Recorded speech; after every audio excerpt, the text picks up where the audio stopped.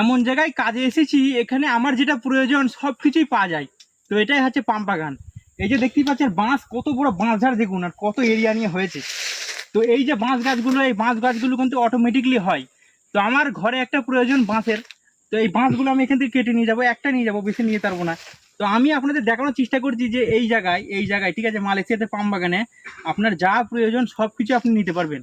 তো এখানে আমার একটা বাঁশের প্রয়োজন, এখানে আমি যদি মনে করি আমি কিনবো, কিন্তু আমায় কিনতে হবে না, ঠিক আছে। তো এইখান থেকে আমি কি কি বলবো, নিয়ে গেলেই কিন্তু আমার হয়ে যাবে ফ্রি। তো এইখান থেকে আমি একটা বাঁশ কেটে নিয়ে যাবো, আমার ঘরে প্রয়োজন আছে। তো আমি ভিডিওর মাধ্যমে দেখানোর চেষ্টা করলাম যে মালয়েশিয়াতে পাম বাগানে বিশেষ করে কি বলবো, কোনো কিছুই কিনতে হবে না।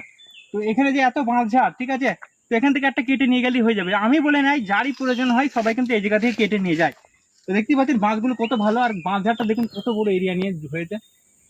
প্রচুর বড় বাঁশ ঝাড়, এটা প্রচুর বড়, ঠিক আছে। তো আমি এটা কেটে নিয়ে যাই এখান থেকে।